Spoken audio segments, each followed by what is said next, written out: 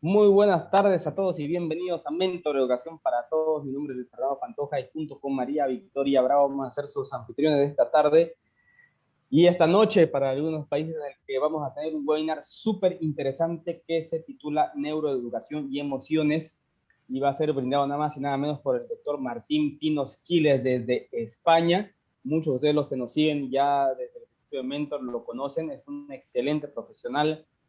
Tiene un libro que se llama Con Corazón y Cerebro. Hace poquito ha sacado también un libro escrito por él, ilustrado por su hija, que se llama La Niña Valiente, que solo tiene un diente, que también ha sido creadora de un premio, este libro. Entonces, al profesional que van a tener hoy día ustedes, que habla sobre neuroeducación y emociones, es un profesional de altísima calidad, doctor en educación. Muchos de ustedes ya lo conocen, ¿no?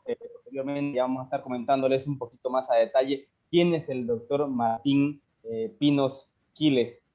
Pero como siempre, en estos espacios en los que ofrecemos los webinars gratuitos, no podemos comenzar sin que antes María Victoria nos dé las consideraciones que son más importantes para el buen desempeño de este webinar. Así que, María Victoria, dale y comentarlos a nuestros queridos amigos cuáles son estas consideraciones súper importantes que hay que tener en cuenta.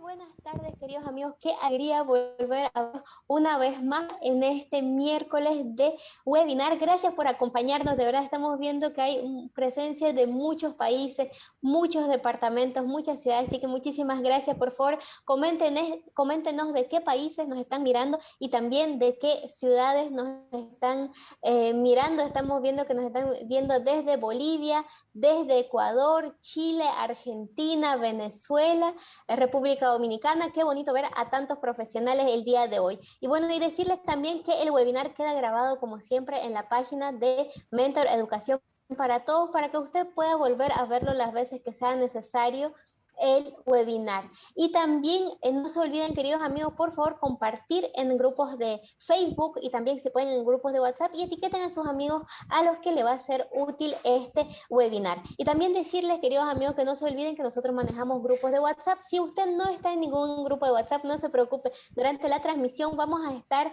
anclando un grupo de WhatsApp para que usted pueda unirse y también recibir el material, recibir todas las actividades que nosotros tenemos el día de hoy y también lo que vamos a tener durante el mes y durante el año. Y decirles también, queridos amigos, por favor no se olviden de seguir la página. Ahí abajo está la campanita, sigan la página, amigos, para recibir toda la información. También denle like a la página y no se pierdan de las actividades que nosotros tenemos, porque la siguiente semana tenemos unas actividades súper importantes para todos nosotros en el tema educativo. Y también decirles, queridos amigos, si usted tiene alguna pregunta durante la ponencia, claro que la puede hacer y nosotros aquí durante la ponencia vamos a estar anotando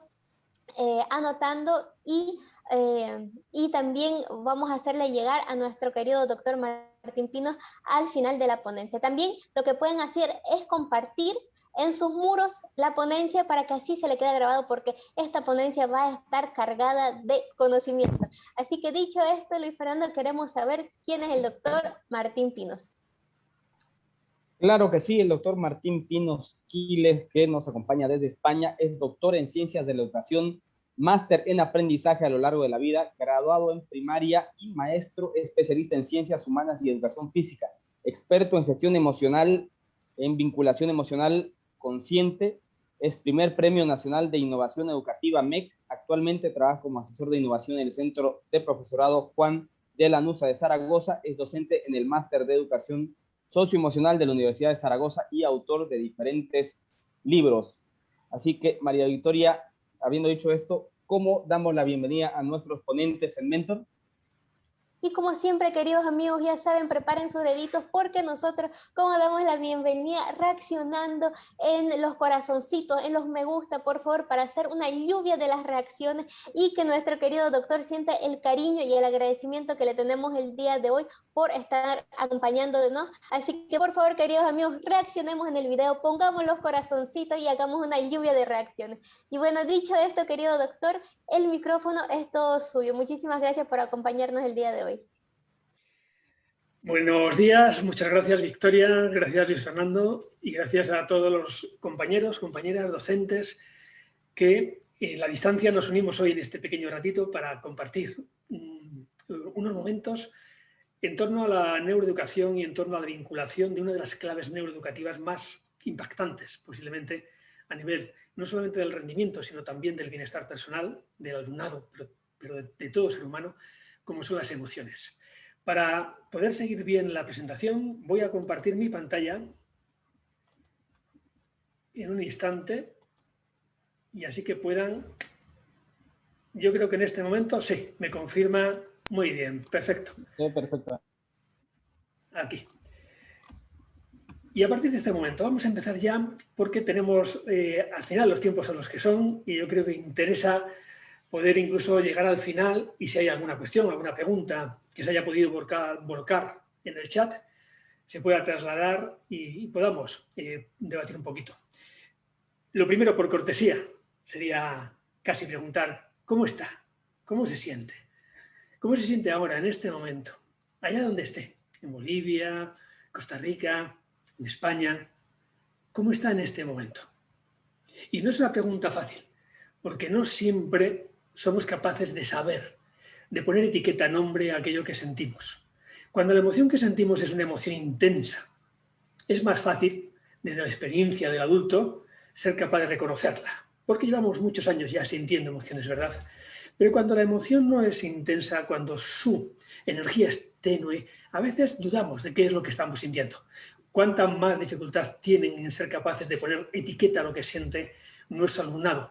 Y más si de forma sistemática no hemos llevado al aula procesos de desarrollo de la inteligencia emocional. Es decir, no hemos aplicado la educación emocional como forma de mejorar esta parte sustancial de todo ser humano, que son los afectos, las emociones, los sentimientos. Yo me encantaría que estuvieran ustedes por alguna de las caritas que están más a la izquierda de esa imagen, ¿verdad? porque las caritas de la derecha ya son un poco más desagradables, más displacenteras. Si bien la que está más a la derecha, esa del no lo sé, no lo tengo muy claro, como decía hace un momento, es bastante común. Ahora bien, podemos utilizar recursos sencillos, fáciles de aplicar, que van a ayudar al alumno y también a nosotros como docentes, también al adulto, a ser capaz de poner nombre a aquello que sentimos cuando estamos en ese proceso de mejorar nuestro conocimiento en el ámbito de la inteligencia emocional. Esto que ven ahí ustedes es la flor de las emociones. Es una adaptación, una variación que enriquece la propuesta del cuadrante de Ruller en torno a dos vectores. Estos dos vectores, el vertical y el horizontal, se basan en dos preguntas muy simples. La primera de ellas, que ahora aparece en pantalla, es esta. ¿Cómo está en este momento su nivel de energía? Muy alto, y entonces se podría posicionar en ese vector en el nivel de 10, o estar muy bajo a nivel de 0, pero claro que entre el 10 y el 0 puede estar en cualquiera de esos niveles, de esos puntos. Así que, por favor, le voy a pedir que se sitúe en ese vector vertical de la energía, y una vez que ya lo ha hecho, vamos a la segunda pregunta también muy sencilla. ¿Cómo de agradable es lo que siente en este momento? Si ahora se siente muy bien, estaría en la parte derecha del vector, en el 10. Si se siente muy mal, estaría en la parte izquierda del vector. Y espero que no sea el caso. Pero podemos estar en cualquier punto de ese vector, entre el 0 y el 10. Y si ya nos hemos situado en ambos vectores, en el vertical y en el horizontal, proyectando la perpendicular de esos dos puntos, como haríamos al trabajar con coordenadas, por ejemplo, con el juego de los barcos, pero a fin de cuentas esto es un trabajo de coordenadas, proyectando esos dos puntos perpendicularmente, al final, donde se cruzan esas dos líneas que proyectamos, van a darnos un punto dentro de esa flor de las emociones. Y ahí ya vamos a empezar a tener un montón de información tremendamente interesante. Porque si lo que siente usted ahora, o lo que siente su alumno, si estamos pasando la flor de las emociones en clase, antes o después de una tarea, de una actividad, de una sesión, pero si lo que siente el alumno es que su nivel de energía es muy bajito, es decir, está por debajo de 4 hacia abajo, y que lo que siente es desagradable, es decir, está también por debajo en el vector horizontal del 4 hacia la izquierda, en ese caso lo que ya podemos anticipar y puede aprender nuestro alumnado o nosotros es que estamos en el universo emocional de la tristeza, porque no hay ninguna otra emoción básica, no hay ninguna otra emoción realmente genética que cumpla esta condición de ser desagradable y además con un nivel de energía muy bajo.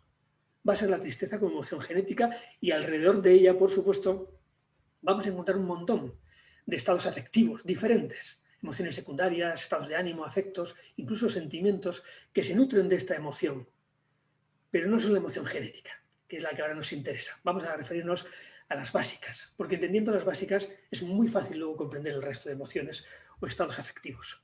Puede ocurrir que nos sintamos mal o el alumno se sienta mal, pero su estado de energía ser alto. Y en ese caso nos situamos en un universo diferente. Es el universo del estrés. En el universo del estrés, como yo creo que muy bien saben ustedes, las respuestas fisiológicas del estrés tienen que ver con el ataque y con la huida. Es decir, tienen que ver con dos emociones genéticas. El ataque es la rabia y la huida es el miedo. Puesto que cuando hablemos de las motivaciones de estas dos emociones van a aparecer justamente esas dos respuestas. El miedo, huir, la rabia, atacar. Así que en ese universo emocional vinculado al estrés podremos estar en rabia, energía muy alta, en miedo, energía muy alta, en ambos casos muy desagradables, pero también podríamos estar en esta otra emoción, que es el asco, muy energética también, muy energética.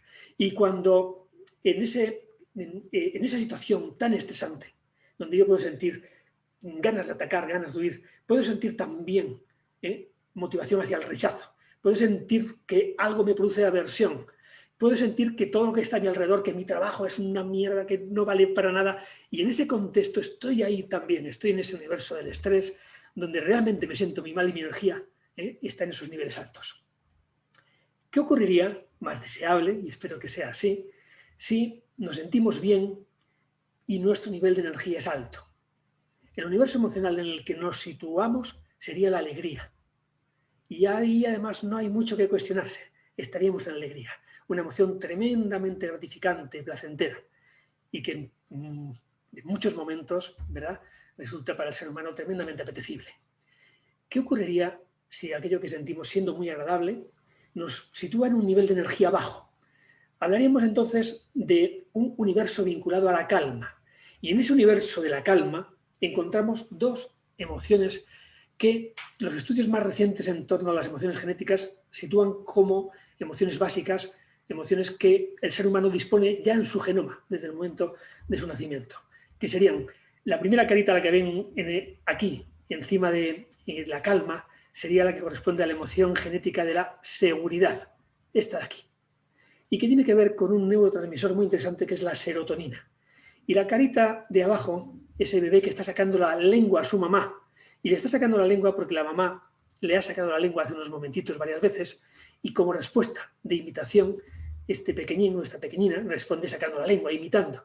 Esta es la emoción genética de la admiración, cuya motivación esencial es precisamente imitar a la persona que admiramos. Ambas emociones son muy agradables, ambas emociones nos sitúan en un estado de energía bajito. De la mitad de la flor para arriba, estaríamos en un cerebro con una base neuroquímica que tiene que ver con un neurotransmisor muy activador, que se llama glutamato. Cuando el cerebro está en glutamato, el sistema nervioso simpático está absolutamente activado. Y en ese contexto de glutamato a nivel cerebral pueden surgir neurotransmisores como la noradrenalina, y entonces aparece el miedo, la dopamina, y entonces aparece la alegría, o combinaciones de noradrenalina y dopamina que nos llevan a la rabia o al asco. Pero en todo caso estamos situados en esos niveles muy altos de activación cerebral que permiten el glutamato. Sin embargo, de esa flor para abajo, lo que estamos viendo es emociones que vinculan con un neurotransmisor distinto. Es el GABA, el ácido gamma-aminobutírico, que es el neurotransmisor inhibidor del cerebro por excelencia. Cuando aparece este neurotransmisor, lo que está activado es el sistema parasimpático. Estamos calmados, estamos relajados. Y en ese contexto podemos estar o bien en tristeza, porque hay un apagón sináptico, apenas hay activación cerebral, o podemos estar en seguridad por activación de la serotonina, un neurotransmisor también muy relajante, o en admiración, que hemos visto antes, por activación de la acetilcolina, que es el neurotransmisor posiblemente más relajante, prescindiendo del GABA, que sería el que hemos planteado como el sustrato base de ese cerebro calmado, relajado, ¿no?, con activación del sistema parasimpático. ¿Qué más cosas podrían ocurrir en este contexto de aplicar la flor de las emociones? Que tuviéramos un niño o nosotros mismos, que resulta que nos sentimos muy bien, pero nuestro nivel de energía es intermedio, no es ni alto ni bajo, estaríamos por el 5 aproximadamente. Y ahí aparece también una emoción genética muy interesante, la curiosidad.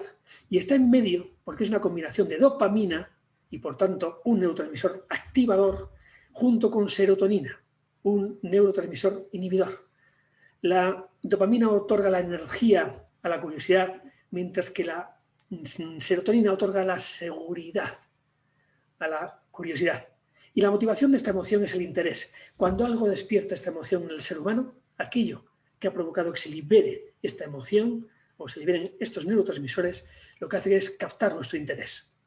Por tanto, es una emoción tremendamente interesante para el aprendizaje y también para la ciencia, porque es la emoción de la ciencia, de las preguntas. Y podría ocurrir también esto, que estamos en una emoción de mucha energía, pero todavía difícil de saber si estamos a la izquierda o a la derecha, porque esto que vemos aquí es la sorpresa.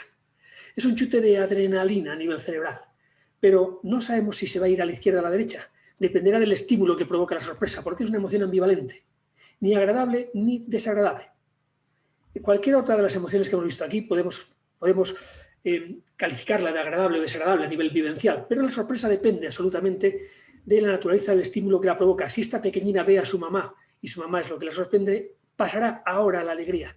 Pero si ve un perro rabioso que le quiere morder, pasará al miedo. La sorpresa tiene esa función, precisamente, de desconectarnos, desconectar incluso nuestro cerebro, nuestro pensamiento, para focalizar toda la atención en el estímulo que la provoca. Y a partir de ahí poder decidir en qué otra emoción genética es más interesante situarse. Alegría, miedo, rabia, la que corresponda a nivel adaptativo. Junto a estas emociones que tenemos aquí, todas ellas genéticas, podría darse el caso de que aparezcan otras emociones. Por ejemplo, esta que vemos aquí abajo a la izquierda, en el universo de la tristeza, ese es el aburrimiento. Una emoción no genética, obviamente que no, pero que está en ese universo emocional del aburrimiento, ni tan desagradable, ni con tan poquita energía, pero está ahí también. Esto ya son emociones secundarias. O, por ejemplo, un poquito más arriba, el enfado. Estas emociones, como son secundarias, las he puesto ya en blanco y negro. No son genéticas. El enfado, que tiene que ver con la rabia, está en el universo emocional de la rabia, pero su nivel de energía es mucho menos intenso y también menos desagradable. O esa carita a la derecha arriba, que representa un nivel muy, muy alto de alegría, que denominamos euforia, y que a veces nos puede complicar un poco la vida, porque tener alumnos en este estado emocional en el aula puede provocar que se nos suban por encima de las mesas, en lugar de estar centrados en lo que tienen que estar. La alegría es muy interesante, es muy bonita, muy placentera, pero es poco focalizadora, es dispersante. Por eso hay que saber manejarla en los contextos de aula. Ahora bien, con una herramienta tan sencilla como esta, la flor de las emociones, puedo ya empezar a situarme, a saber en qué universo emocional me estoy en este momento, tristeza, alegría, calma, estrés, y dentro de estos universos incluso aterrizar, precisar más incluso en qué emoción en concreto me estoy situando. Y son recursos sencillos de aplicar y sencillos de aprender, incluso a utilizar de forma autónoma por nuestro alumnado. Hay emociones no primarias que tienen que ver con el afecto, que tienen que ver a veces con sentimientos como el amor, que son absolutamente relevantes en los contextos vitales del ser humano y también en los contextos educativos. La importancia de la caricia vinculada al afecto ha sido uno de los grandes temas de investigación de Claude Steiner. A tenor de las investigaciones previas a Steiner, por ejemplo, los trabajos de Harloff con los monitos recién nacidos y separados de sus mamás para ver cómo respondían a diferentes estímulos de miedo, etcétera, que nos muestran la importancia absoluta que tiene para cualquier primate, también para el ser humano, el contacto físico en los primeros momentos de nuestra vida. Si quieren profundizar o ver algo interesante sobre Harloff, entrar en YouTube en un ratito y poner experimentos de Harloff, van a encontrar los vídeos en blanco y negro, de donde yo he sacado esta imagen, que son absolutamente interesantes para ver hasta qué punto la caricia, el contacto físico es vital para el desarrollo normal de cualquier mamífero en global, pero sobre todo los primates y el ser humano. Y hay investigaciones muy interesantes de René Spitz, en este caso ya con humanos, en torno a la privación emocional intensa, con los decenas de miles de huérfanos que surgieron tras la Segunda Guerra Mundial. Se estudió en los orfelinatos qué ocurría, por qué el número de muertes, por ejemplo, era tan elevado respecto a la población estándar, y se llegó a poder investigar sobre patologías, por ejemplo, como el marasmo, la privación absoluta de contacto emocional, afecto, caricia en esos primeros momentos de la infancia y que inevitablemente lleva a la muerte, o el síndrome de hospitalismo, la depresión analítica, etc. Estos términos surgen a partir de las investigaciones de René Spitz y nos muestran hasta qué punto, aunque un niño esté bien alimentado, bien cuidado desde el punto de vista sanitario, como ocurría con estos niños que estaban en los orfelinatos, esa imagen de hecho corresponde a uno de los vídeos de René Spitz que también se pueden ver en YouTube, aunque estaban muy bien cuidados desde el punto de vista sanitario, la inexistencia de afecto, porque en aquellos momentos se creía que no era necesario el afecto en estas edades, llevó a consecuencias tan tremendas, horribles, incluso como la muerte a partir del marasmo. O en algunos casos, aunque no aparecía la muerte, la depresión analítica, el síndrome de hospitalismo, y en el seguimiento longitudinal de estos niños que no tuvieron ese contacto emocional, esa caricia necesaria en la infancia, se provocaban cambios en su vida adulta tremendamente impactantes, no solamente en el terreno cognitivo, sino también en el terreno emocional. Incluso su cerebro cambiaba estructuralmente. Por ejemplo, con amígdalas sobredimensionadas. Cuando hablamos de amígdalas, hablamos de las dos zonas, una en cada hemisferio de nuestro cerebro, que se encargan de liberar la noradrenalina y, por tanto, tiene mucho que ver con el miedo y con la rabia, también con el asco, cuando se juntan con la ínsula, etc. Pero también, además de unas amígdalas sobredimensionadas, lo que se encontró en estos niños fue una corteza prefrontal, aquí detrás de nuestra frente, una corteza prefrontal disminuida, más pequeña que los niños normales, lo cual implicaba necesariamente que la acción que ejerce de control la corteza prefrontal sobre los estados emocionales desagradables cuando nos desbordan, el miedo intenso, la rabia intensa, la tristeza intensa, difícilmente se podía ejercer. Es decir, las consecuencias fueron tremendamente impactantes a nivel emocional, a nivel cognitivo, en la vida de estos niños. De ahí la importancia de la caricia, y como dice Claude Steiner, la caricia es tan importante que él la sitúa a nivel de necesidad básica primaria, al mismo nivel que comer, que beber, que respirar o que dormir. Y Steiner dice, sin caricias el ser humano muere o enferma de forma importante. Por eso, de la misma manera que un ser humano cuando ve un charco de agua putrefacta, asquerosa, pero si se está muriendo de sed, se tira a beber de ese charco de agua, cuando un ser humano no tiene caricias positivas en su vida, al final va a buscar cualquier tipo de caricia, incluso malas caricias.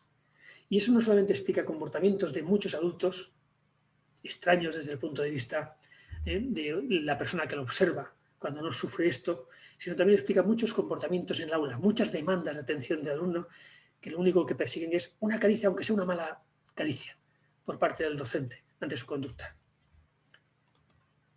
Avancemos un poquito más para entender hasta qué punto el tema de la emoción es importante en los ámbitos vitales, pero también desde nuestro contexto como educadores en las aulas. Fíjense en esta pregunta. Es la pregunta que intentó responder un equipo internacional liderado por Juan Casasus a petición de la UNESCO para ver cuáles eran las variables más importantes que impactan en el aprendizaje escolar.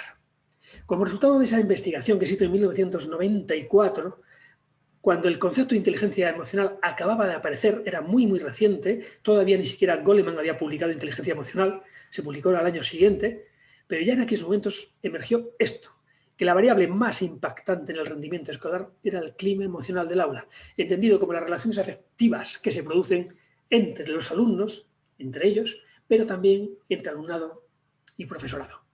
Y en ese contexto, ¿qué ocurre cuando el clima emocional del aula cae o entran emociones desagradables, como pueden ser la tristeza, el miedo? Y en contextos como los que hemos estado viviendo y vivimos de pandemia, esto es mucho más común de lo que hemos vivido hasta ahora, ¿verdad? Pues lo primero que va a caer cuando el clima emocional del aula degenera en esas emociones es la atención, la memoria y la motivación. Esos tres elementos que podríamos denominar, como dice Begoña Ibarrola, una experta en el tema, como los grandes activadores del aprendizaje. Y lo primero que cae es la atención, porque el canal que dispone el ser humano para atender a lo cognitivo es básicamente el mismo que el canal que gestiona también la atención emocional. Por tanto, si nuestro cerebro está embargado por una emoción, como puede ser la tristeza o el miedo, difícilmente va a estar con posibilidades de atender la explicación del profesor, por muy interesante que sea aquello que le quiere contar el profesor. El canal es el que es. Y no existe la atención dividida, no existe la posibilidad de dividir la atención en muchos sitios. La atención puede saltar de un sitio a otro, pero no puede dividirse. Esa es la realidad de la atención a nivel cerebral. Por eso la atención se ve tan afectada. También se ve afectada la memoria. La memoria se ve afectada por muy diferentes motivos, pero la zona de nuestro cerebro que gestiona fundamentalmente las memorias a largo plazo, también las memorias emocionales, que es el hipocampo, se ve muy afectada por el estrés. El estrés, el cortisol, es una hormona que afecta enormemente a la memoria, afecta enormemente al hipocampo. ¿Quién no ha vivido esa situación de estar con mucho estrés ante un examen, una entrevista de trabajo, una oposición, y de pronto quedarse en blanco, o si no se queda en blanco, perder mucha información que sabíamos? Ese es el efecto negativo, absolutamente negativo que tiene el estrés, que tiene el cortisol sobre el hipocampo. ¿Pero qué ocurre con el cortisol, con la liberación del cortisol? Cuando se activan las glándulas suprarrenales y se libera cortisol en grandes cantidades, se activan también las amígdalas cerebrales, porque forman parte de un bucle, de manera que las amígdalas cerebrales en ese contexto de estrés liberan noradrenalina. Y ya hemos visto hace un momentito que la noradrenalina tiene que ver con el miedo, también con la rabia, si se une con cierto tipo de dopamina. Y en ese contexto lo que van a aparecer es emociones desagradables y muy poco propicias para el aprendizaje, porque con miedo o con rabia es difícil aprender. No es el mejor contexto emocional para el aprendizaje. Y en ese contexto, en ese bucle, esa activación de las amígdalas cerebrales activa a su vez también las glándulas suprarrenales, es un bucle. Y por tanto, cuando más cortisol, más noradrenalina, pero cuanta más noradrenalina, también más cortisol. Y al final, lo que empezó con una afectación importante del hipocampo, se ve también con una gran afectación a nivel de la emoción y, por tanto, de la motivación necesaria para aprender. Porque el alumno para aprender tiene que estar con emociones motivadoras hacia el aprendizaje, como pueden ser la curiosidad, que le motiva el interés, la admiración, a imitar, y desde ahí las teorías del modelaje, aprendizaje por modelaje, la alegría, pero difícilmente aprenderemos desde motivaciones como la del miedo, huir, evitar, o la rabia, atacar o agredir, o el asco, que es el rechazo, o la aversión. Así que cuidar el clima emocional del aula parece bastante importante desde el punto de vista de los educadores. Cuando hablamos de emociones, podríamos plantearnos qué son las emociones, pero a veces, mejor que una explicación académica, basta con ver unas imágenes. Mommy's gonna sing you a song. You want Mommy to sing a song, honey? Let me know how you feel about the song, okay? I don't want you to come round here no more. I beg you for mercy. You don't know how strong my weakness is, or how much it hurts me. 'Cause when you say it's over with her, I want to believe it's true. So I let you in, knowing tomorrow. Bueno, suficiente. Creo que se habrá podido oír, ver este trocito de vídeo. Suficiente para comprobar qué es una emoción. Al final es una respuesta. A ver, es una respuesta de carácter afectivo, lógicamente, sí, preconsciente, y que puede surgir de un estímulo externo o interno. Vale, hasta ahí de acuerdo, ¿verdad? Pero que tiene una triple vertiente siempre a nivel de manifestación. Tiene una vertiente conductual, una vertiente cognitiva y una vertiente fisiológica. En cuanto a la conducta, veíamos ahí las caritas, los pucheros que podía hacer el niño. En cuanto a la respuesta cognitiva, es difícil meternos en la mente, en la cabeza de este niño para saber, este bebé, para saber lo que está pensando, ¿verdad? Y ojo, porque ya piensa. No hace falta el lenguaje para pensar. Antes de pensar con el lenguaje, pensamos con las imágenes que provienen de nuestros sentidos, como nos dice Antonio Damasio, de todos los sentidos, no solamente de la vista.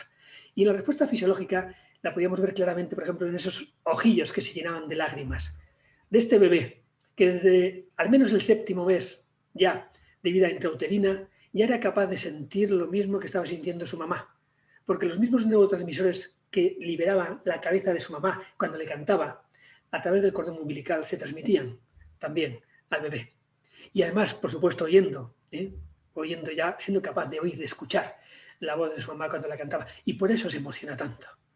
Esto es una emoción. Y la inteligencia emocional es básicamente ser capaz de estar en la emoción que nos toca vivir en función de la situación en la que estamos. Es decir, ser capaz de estar en la emoción adecuada a la situación que nos toca vivir y además en la intensidad correspondiente. Si lo que hay que hacer es estar alegre, lo inteligente, porque la situación es de alegría, lo inteligente es estar alegre. Quizás sin pasarnos, pero tampoco quedándonos cortos. Pero si una situación lo que requiere es la tristeza, porque hay un duelo que superar, no sería inteligente ponerse en alegría o ponerse en otra emoción distinta, sino estar en tristeza. Eso es lo inteligente. Ahora bien, y la intensidad de la tristeza pertinente al duelo que corresponda, ¿no? A diferentes pérdidas en nuestra vida. Básicamente estaríamos en estos dos conceptos, pero a mí me gustaría resaltar algo interesante también en torno a la inteligencia emocional, porque en definitiva no perdamos de vista que además es la clave del aprendizaje y son los principales motores motivacionales del ser humano. Es decir, las emociones no dejan de ser al final esos motores que nos impulsan en una determinada dirección, en función, como ahora insistiré, de la naturaleza de cada emoción. Por eso conocer cuáles son las emociones genéticas, las básicas, es tan importante. Inside Out, la película de Pixar Disney, ya nos presentó en aquel momento cuál era el A-Team, el equipo A de las emociones genéticas. Y ahí teníamos con la A, si han visto la película, espero que sí, recordarán a un personaje muy, muy alegre, alegría, claro que sí. Siempre sonriente, dando saltos por ahí. Pero con la T teníamos otro personaje que estaba habitualmente en posturas bastante distintas. Tristeza. Porque lo que pide el cuerpo a tristeza es bastante diferente que lo que le pide alegría, porque la motivación de la tristeza es muy diferente a la de la alegría, ¿verdad? Y con la E teníamos, hombre, enfado, pero más que enfado, vamos a poner el nombre que emplea la literatura en torno al tema, sería rabia o ira, en función de los autores. Porque el enfado sería un estado emocional vinculado a la rabia o la ira, pero de menor intensidad. Con la A, recuerdan el personaje verde, como el brócoli, que tanto asco le daba a la niña. Y luego tendríamos finalmente la emoción M, la emoción del miedo. 5 emociones genéticas. Paul Ekman, el asesor científico de la película, es el principal investigador, el pionero en este campo. Sin embargo, Paul Ekman no habló de 5 emociones en sus primeras investigaciones, sino de 6. A ver si descubrimos cuál es la sexta. Vamos a hacer un repaso rápido a estas que acabamos de ver. Teníamos ahí una emoción muy desagradable, que era el miedo, noradrenalina con dopamina, perdón, miedo, solamente noradrenalina con una motivación muy clara, huir o evitar. A nivel anatómico, activación de las amígdalas cerebrales, como ya hemos comentado antes. Ahí tenemos la rabia. Cuando a la noradrenalina se le añade cierto tipo de dopamina que se libera desde una zona del tegmento, del área tegmental ventral, surge la rabia. Atacar, agredir. Esa es la emoción, no necesariamente de forma física, por supuesto. ¿Ambas emociones desagradables? Sí. Ambas emociones necesarias en el ser humano, por supuesto. El miedo nos salva la vida. El miedo es lo que evita que hagamos a veces tonterías y disparates, pongamos en riesgo nuestra existencia. Y por supuesto la rabia nos permite luchar contra la injusticia, defender nuestra vida, pero también defender nuestros derechos. No hay emoción negativa. Puede haber una mala gestión de la emoción, pero en el contexto adecuado toda emoción tiene una función adaptativa y muy positiva para el ser humano. Ahí tenemos otra emoción desagradable, el asco, rechazo, aversión. ¿Para qué? Para no contaminarnos, intoxicarnos de aquello que nos provoca esta emoción. Y esta otra también muy desagradable que ya hemos visto, la tristeza. Apagón sináptico, desaparecer, como motivación asociada. Hablo de desaparecer, porque cuando la tristeza es muy profunda, incluso ese deseo de desaparecer es absolutamente literal. Por eso es tan peligrosa la tristeza profunda, intensa, cuando el ser humano está solo. Y para que no esté solo, precisamente la naturaleza nos proporciona una forma de comunicación muy interesante a nivel emocional, que es ser capaz de, a través de la cara, reflejar la emoción que sentimos. Porque que las personas que te quieren, las personas de tu grupo, o en los primeros momentos de nuestra especie, cuando nuestro clan veía esta cara en un miembro del clan, se movía algo en ellos, se movía la compasión, se movía el deseo de acercarse a la persona que siente tristeza para ayudarle. Y es precisamente el no dejar solo a la persona que tiene una tristeza profunda lo que puede salvarle de que ese deseo de desaparecer sea absolutamente literal, ¿no? Pueda llevarle a situaciones donde se compromete la vida, la propia existencia. Bueno, junto a estas 4 emociones desagradables, obviamente, pero necesarias, incluso la tristeza para superar un duelo, por supuesto, nos encontramos con otra emoción, la quinta, de Seitin, ya la pongo a color, porque esta sí que es agradable, la alegría, dopamina.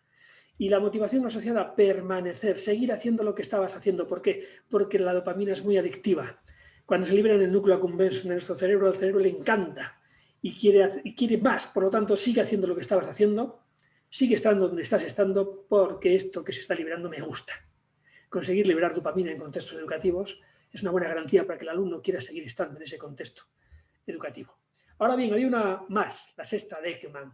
Aquí tenemos la sorpresa. Ambivalente, como hemos dicho, ni positiva ni negativa, por supuesto, y en función de qué nos sorprende, ahora se nos irá hacia la alegría, por ejemplo, o hacia el miedo, por ejemplo. Un chute de adrenalina a nivel cerebral. El panorama que teníamos desde los modelos clásicos de investigación de la educación emocional sería este. Este es el más difundido a nivel mundial. 4 emociones desagradables, una agradable y una ambivalente.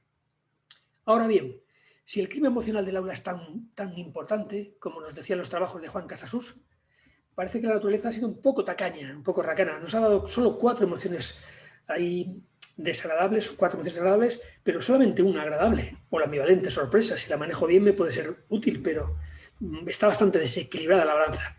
Estudios relativamente recientes, de hace menos de una década, del equipo de investigación de Roberto Aguado, han pasado por el filtro de las emociones genéticas caras reconocibles a nivel universal, neuroquímicas específicas, activación de áreas concretas a nivel cerebral e incluso una motivación diferenciada.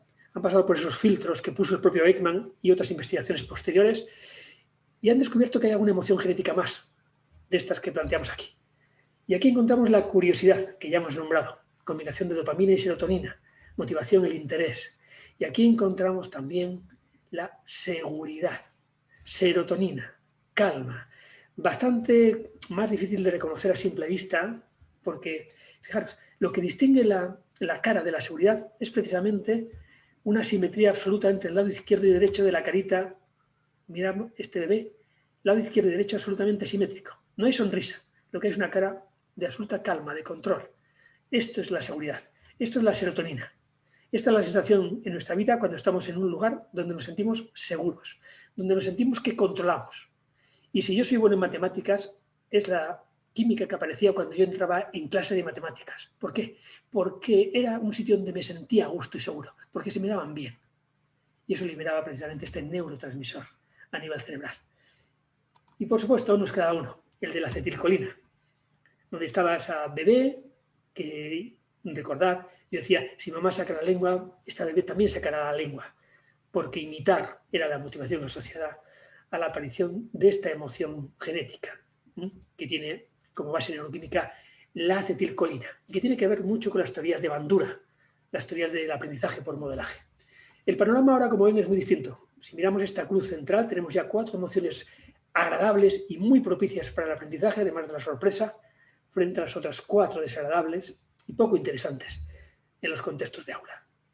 El panorama ahora sí que es distinto. Como veían, reconocíamos las emociones a través de la cara. Era la forma de poder identificarlas. Voy a contarles un pequeño cuento tradicional que tiene que ver precisamente con esto, con reconocer las emociones a través de la cara. Dicen que hace muchos, muchos años, en una gran ciudad del desierto, llegó el visir a palacio ante el califa y absolutamente aterrorizado le dijo: «Gran califa, me acabo de encontrar en el mercado a la muerte. Me la he encontrado frente a frente, me ha mirado amenazadoramente, viene a por mí, estoy seguro. Déjame que coja mi caballo más veloz y huya a toda prisa hasta Samarcanda. Quizá allí no me encuentre y pueda salvar la vida». El califa se quedó bastante extrañado por lo que el visir, pero era una persona en la que confiaba. ¿Qué podía hacer? Le dijo: «Vale, coge tu caballo y huye». Pero con cierto mosqueo por la situación extraña, decidió comprobar por sí mismo aquello que el visir le había dicho. Así que se puso una capa por encima para pasar desapercibido, salió del palacio y se fue hasta el mercado de la ciudad. Y mirando por allí, efectivamente allí, al fondo del mercado, encontró a la muerte. Así que se acercó hasta ella y le dijo: «A ver, muerte, hace unas horas, apenas unas horas, estás encontrado frente a frente con mi visir. ¿Por qué le has mirado amenazadoramente si es un hombre joven, sano, honrado?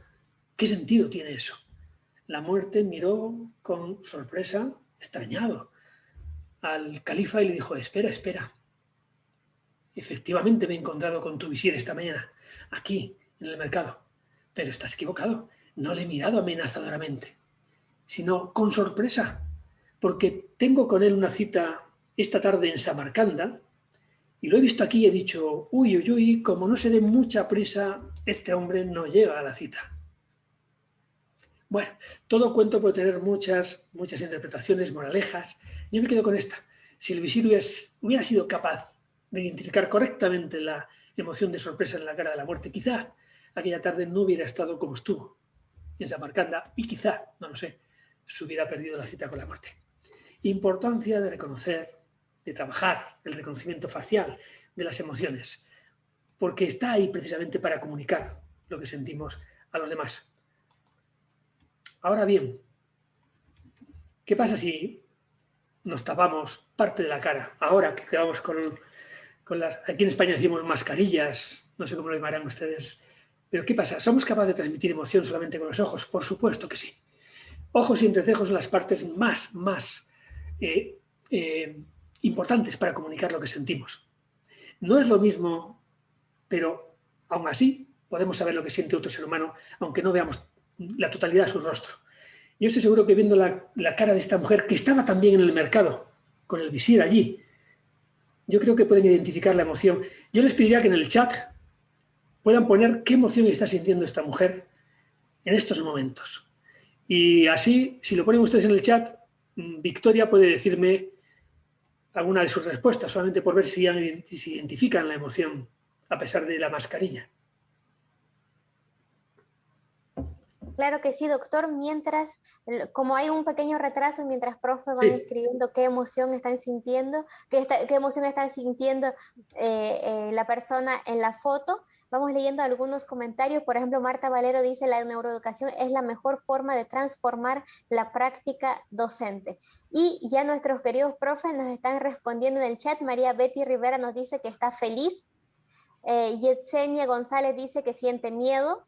Cintia dice asustada. Betty dice susto. Betty dice también puede ser que sea sorpresa. Claudia dice sorpresa. María Esther dice asustada. Ingrid dice angustia. Y Marisela dice miedo. Nos quedamos por aquí. Veo que aparece angustia, miedo, asustada. Todo está en ese universo emocional del miedo.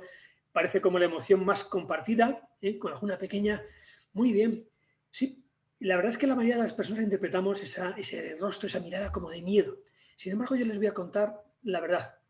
Lo que sentía esta mujer no era miedo. Porque lo que vio esta mujer no fue a la muerte, sino al visir. Y se quedó prendado, enamorada de ese joven apuesto. ¿Por qué he hecho este pequeño juego con la imagen? Derrotarla.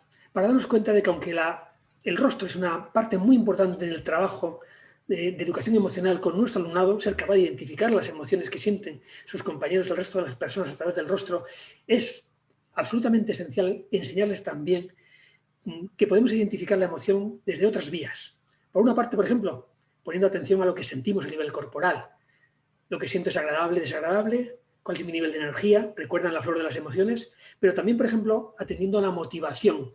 ¿Qué es lo que me pide el cuerpo?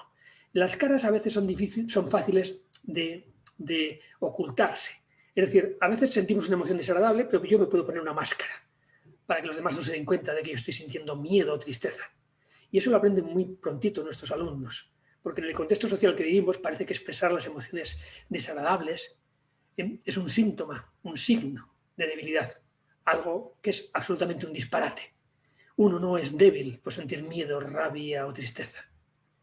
Uno es humano por sentir emociones, sean las que sean. Sin embargo, los niños aprenden demasiado rápido a ponerse máscaras. De ahí que sea relevante enseñarles las motivaciones asociadas a cada una de las emociones genéticas. Ahí tienen el cuadro completo de las 10 emociones del modelo de Roberto Aguado. Hemos hablado de todas menos de la culpa, que sitúa aquí en el centro, es un poquito más compleja de explicar. No tiene que ver con el concepto judeo-cristiano de culpa, sino con una emoción que nos lleva a reponer el daño que hemos causado. La culpa primero es muy desagradable, y es muy desagradable cuando me di cuenta de que he metido la pata hasta el fondo del daño que he provocado a otra persona o a mí mismo, pero sin embargo luego, si se completa a nivel neuroquímico, va a permitirme reponer el daño causado. Me da una segunda oportunidad. Y entonces la sensación que vivimos en ese proceso de reposición es placentera, es agradable. Por eso la culpa está en ese sector ahí casi ambivalente en el que hemos situado antes la sorpresa. Y abajo rabia, asco, miedo, tristeza, muy desagradables. Y arriba CASA, curiosidad, admiración, seguridad, alegría, las emociones casa. Curiosidad, admiración, seguridad, alegría. Y cuando el alumno está en casa, como diría Roberto Aguado, aprende, y cuando el profesor está en casa, enseña. Pero si estamos en otras emociones, a veces la cosa se nos va a complicar y mucho. Así que recuerden que la clave está precisamente en las emociones casa. Precisamente los estados emocionales que han surgido en este contexto de pandemia, de fatiga, pero no hablo de fatiga física, que también, hablo de fatiga psíquica. Y no me refiero a la fatiga psíquica a nivel cognitivo, que también, porque, por ejemplo, todos sabemos que el estudio, que someter nuestra cabeza a procesos de memorización intensa provoca una alta carga cognitiva y eso nos provoca fatiga psíquica, ¿vale? Pero voy a hablar de la fatiga emocional, que es diferente y que está impactando de forma ahora absolutamente relevante, no solamente en el alumnado, sino también entre la población adulta, por supuesto. La fatiga emocional, al igual que la física, surge a partir de un desgaste energético Y de la misma manera que si uno hace mucho deporte o hace mucho trabajo físico, al final va a entrar en fatiga física. Cuando una persona está en niveles energéticos vinculados a emociones desagradables durante mucho tiempo, va a entrar en fatiga emocional. Recuerden que tanto la rabia, el asco o el miedo eran 3 emociones que decíamos que eran muy energéticas, muy activadores del sistema nervioso simpático, porque la base de las 3 estaba en el glutamato, con noradrenalina, luego dopamina, etc. En ese contexto, ese enorme desgaste energético vinculado a emociones desagradables es lo que nos va a llevar precisamente a esa fatiga absolutamente impactante a nivel emocional. Y como resultado final de esas 3 emociones pasaremos casi inevitablemente a la tristeza, porque hay un momento en que ya no hay energía. Y entonces cuando se produce el apagón sináptico y en esa tristeza no es raro que derive en el extremo de la tristeza que se sitúa en la depresión. Y ese es el enorme riesgo de la fatiga emocional. ¿Cómo podemos compensar la fatiga emocional? Pues precisamente con las emociones casa. Pero de las emociones casa, curiosidad, admiración, seguridad, nos vamos a quedar con esas 3. Porque la emoción alegría desgasta mucha energía. Recuerden que estaba también arriba en la flor de las emociones. Dependía de la dopamina y por tanto del glutamato. No puedo compensar la fatiga gastando más energía a nivel emocional, a nivel neuroquímico. Así que las grandes emociones para compensar la fatiga emocional es permitir que nuestro alumnado, nosotros, entremos en emociones como la curiosidad, la admiración y la seguridad, que dependen de neuroquímicas como la serotonina o la acetilcolina, que son inhibidoras, calmantes, relajantes, que nos descansan. El cambio en la fatiga emocional, el cambio o el tratamiento de la fatiga emocional va a depender básicamente de conseguir entrar en emociones CAS, conseguir hacer lo que tenemos que hacer, y eso a veces es a través de la respiración, a través de la música, a través de la naturaleza, conseguir entrar en emociones que precisamente activen nuestro sistema parasimpático. Bueno, dejo toda esa información por ahí, que sé que son muchas cositas, pero por ir avanzando, luego cualquier pregunta, solo querría hacer un pequeño repaso, no de todas, no tenemos tiempo, pero de algunas de estas emociones tan importantes que consideramos como genéticas. La curiosidad, la motivación, ya hemos dicho que era el interés, está muy claro, y cuando algo despierta esta emoción en mí, capta mi atención, como se ve en la imagen. Aquí claramente, en el cerebro de este niño, esa combinación casi al 50% de dopamina y serotonina hace que toda su atención se ponga en ver qué está ocurriendo con este pequeño animalito, ¿no? Este erizo que tiene delante y acaba de descubrir. Vamos a ver un pequeño vídeo que tiene que ver con la curiosidad, por cuanto, como les decía al principio, la curiosidad es la emoción de la ciencia, de las buenas preguntas. Cuando conseguimos lanzar a nuestro alumnado una buena pregunta, la consecuencia inevitable es que va a aparecer la curiosidad. Por eso, ser capaz de formular buenas preguntas en el aula, y las buenas preguntas no son dicotómicas, las buenas preguntas son preguntas que hacen pensar, que despiertan, que activan la curiosidad, es tan relevante. Vamos a ver un pequeño vídeo que tiene que ver con esto de las preguntas. Perdona, ¿sabes si hay alguna panadería cerca de aquí? Sí. ¿Te importaría decirme dónde está? No, no me importaría. Pues, ¿por qué no me lo dices? Que sí, que te lo quiero decir. Bueno, pues entonces, ¿por qué no me lo quieres decir? Que sí que quiero, y dale. Bueno, pues dímelo. Si es que no me lo has preguntado. Pero si te lo acabo de preguntar. No, me has preguntado que si quería decírtelo. Vale. Tienes razón. Vamos a volver a empezar. ¿Dónde está la panadería? ¿Qué panadería? ¿Dónde está la panadería más cercana? Pero la más cercana, ¿a dónde? ¿Dónde está la panadería más cercana de aquí? ¿La panadería más cercana de nosotros ahora? Ah, esa panadería. Aquí. Ana, ¿tienes fuego? Sí.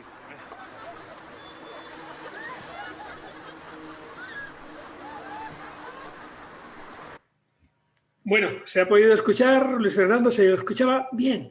Importancia de formular, gracias, de formular bien las preguntas. Bueno, esto era de humor, pero yo creo que se entiende el mensaje, ¿verdad? Una buena pregunta es precisamente la clave para activar la atención de nuestro alumnado.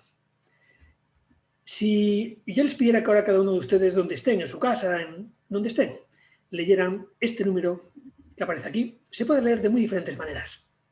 8, 4, 5, 7, pero sería tan correcto leerlo así como leerlo de 84.574. Habría diferentes formas para leer esto. Les voy a pedir que hagan algo ahora en sus casas, donde estén. Pongan en juego sus dotes detectivescas y descifren este mensaje que yo les voy a poner a continuación.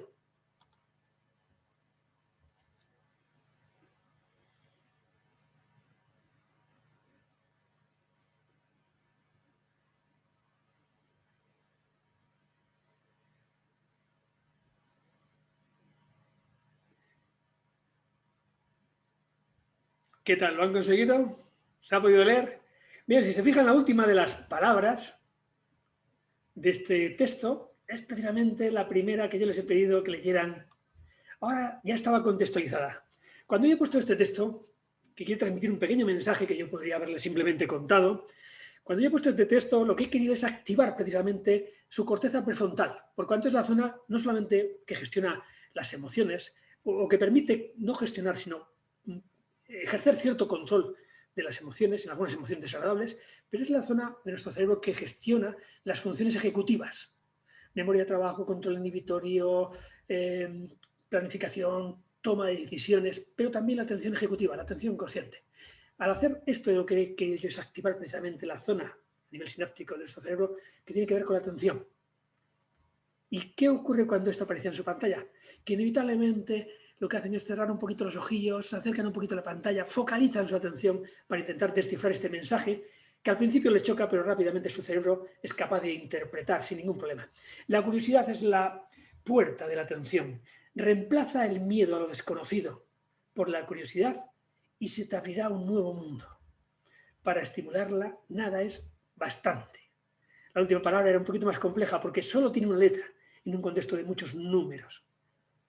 Pero en ese proceso de haber leído la anterior, no es difícil que nuestro cerebro sea capaz incluso de descifrar esto. Recuerden la importancia de la curiosidad por su vínculo tan directo con la atención. La admiración era también una emoción absolutamente esencial, ¿verdad?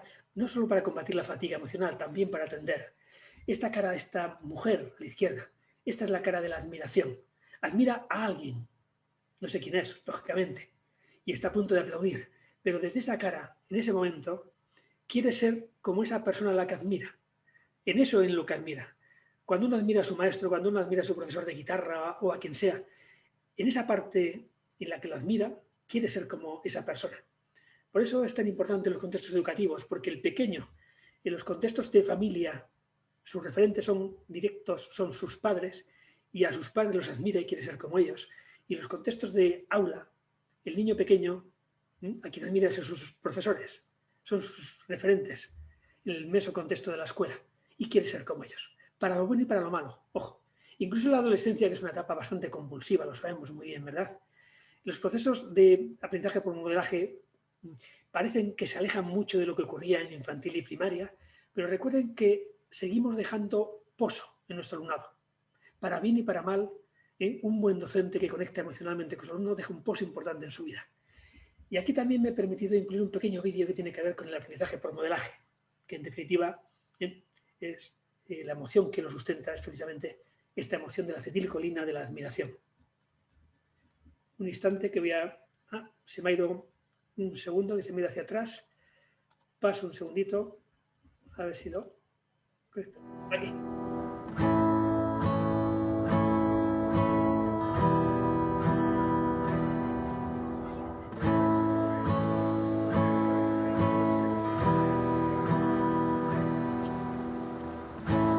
Looks like rain again today. Dark clouds gather and fill the sky. Don't know how to talk to you, just know how to say goodbye. Would you actually got a driver's license? I don't think so. Did you see it back there, George? Go back where you came from. Learn this language. Go back where you came from.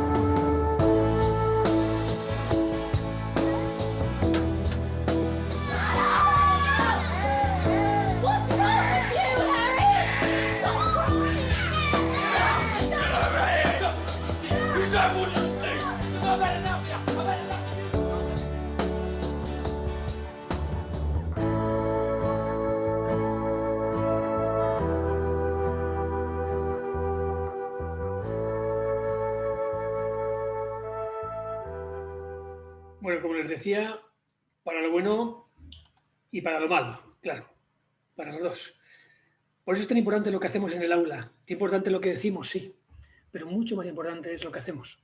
Y la coherencia entre lo que decimos y hacemos en el aula como docentes es absolutamente impactante en nuestro alumnado. De poco sirve que yo esté enseñándoles cuáles son las emociones, cómo gestionar sus rabias, y cuando yo siento rabia en el aula, cuando yo me enfado en el aula, y a veces por motivos justificados, lo que hago es dar un puñetazo en la mesa y pegar 4 gritos. Y entonces ese es un modelo absolutamente inadecuado de gestión de la rabia. No tengo que ocultar la rabia y mi cara tiene que expresar mi enfado. Ahora es mi conducta la que tiene que dar un buen modelo de cómo gestiono ese enfado. Lógicamente que sí. Bueno, había más emociones, ¿verdad? Hablábamos de la seguridad. Y he querido, de nuevo, ya no en un bebé, sino en un adulto, mostrar la cara de la seguridad, esa simetría, esa cara de confianza, de control, de serotonina. Recuerden que precisamente los tratamientos clínicos de cualquier patología emocional, es decir, cuando nos vamos al extremo de las emociones desagradables, encontramos patologías. En el extremo de la tristeza, la depresión, en el extremo de la rabia están los trastornos psicosociales muy agresivos. En el extremo del miedo están los trastornos generalizados de ansiedad, también las crisis de pánico. Los TOC en el extremo de los trastornos obsesivo-compulsivos, en el extremo, en muchos casos, del asco. Y son precisamente los ISRS, los inhibidores selectivos de recaptación de la serotonina, los fármacos más habituales en ese tratamiento de estas patologías. ¿Por qué? Porque permiten que haya más serotonina fluctuante. Y en ese contexto de más serotonina a nivel cerebral, nuestro cerebro entra en un conflicto. Es decir, si estás con una tristeza tan profunda, deprimido, o estás con tanto miedo, ¿por qué de pronto aparece la química de la seguridad, del control? No tiene sentido para el cerebro, y lo que hace entonces es reequilibrar. Y por eso la sensación de depresión o de miedo se amortigua. Y por eso el paciente, cuando toma esta medicación, se siente mejor, se siente aliviado. El responsable, la química, la serotonina, la química de la seguridad. También se ve, recordemos que son emociones genéticas que compartimos con los mamíferos superiores, no solamente con los primates. Esta es la cara de la seguridad, también en un mamífero como puede ser un león. Y en la manada no es el león más agresivo, el macho alfa, sino el que más serotonina muestra en la manada, el que más seguridad muestra. Lógicamente, a veces tendrá que ser muy agresivo, pero la serotonina permite pasar rápidamente a la agresividad y volver a la calma. Permite ese tránsito. El problema es cuando uno se enquista en la rabia, porque la seguridad, la serotonina, no ejerce esa función de control. La serotonina es esa química que nos permite bailar con cualquier emoción. Y si tengo que estar triste, estaré con tristeza. Pero la serotonina será capaz de sacarme de la tristeza para no enquistarme en ella cuando no es realmente necesario seguir estando triste en mi vida, porque ya no me está ayudando a aliviar ese duelo. Luego la veremos. En un vídeo aparece algo de la tristeza, de la serotonina a la seguridad, así que no os he puesto nada más. No he puesto. La alegría, la hemos comentado también. El sistema dopaminérgico es el responsable de la liberación a través del área tegmental ventral, del tegmento, y la activación que se produce desde el tegmento, del núcleo accumbens, de la liberación de esta sustancia, que nos hace sentir tan a gusto y que tiene como motivación permanecer. Esta es la cara de la alegría, esta que ven aquí. Estos son los jugadores, voy un momentito atrás, estos son jugadores de un equipo de fútbol, de aquí de España, de una liga que hay, y están muy, muy contentos, creo que eso es indiscutible. Pero están muy contentos porque han ganado el partido. Pues yo les voy a decir, no están contentos porque han acabado el partido, están muy contentos en este caso porque van a empezar el partido y porque están convencidos de que van a ganar. Algo muy curioso ocurre con la dopamina y es que el ser humano libera más dopamina cuando está en los procesos previos de anticipación de la recompensa que cuando obtiene la misma recompensa. Disfrutamos muchas veces más planificando esas vacaciones o planificando esa cena tan maravillosa que queremos tener que en el momento de la cena o en el momento de las vacaciones.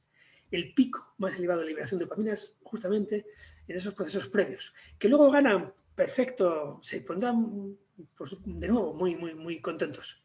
Pero en los momentos previos, es muy curioso, esa activación es todavía más potente.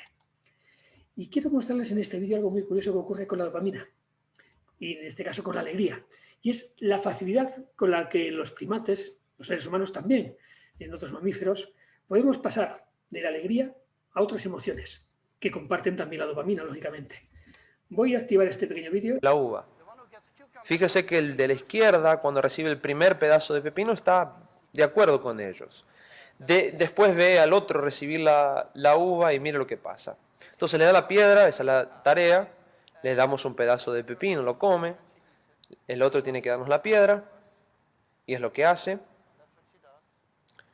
y les dan la uva, el otro lo ve, le da la piedra y recibe de vuelta pepino.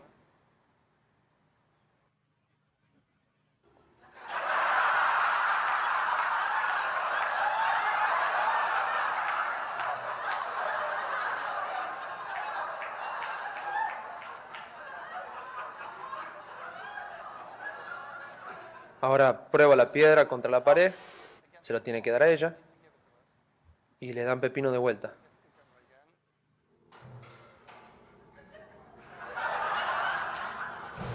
Bueno, creo que se ve claramente lo que ha ocurrido ahí.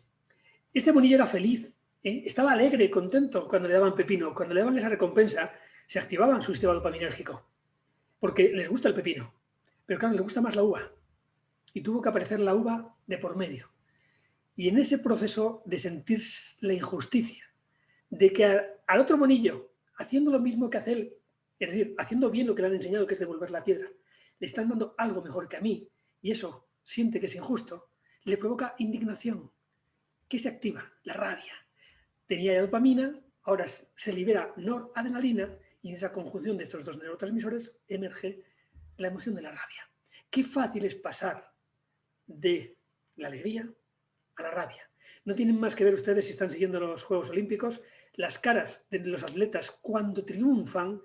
Muchas veces no es cara de alegría, a veces sí, pero en los contextos de pruebas de competición más de equipo, más competitivas, donde luchan unos con otros, es muy habitual ver caras de rabia.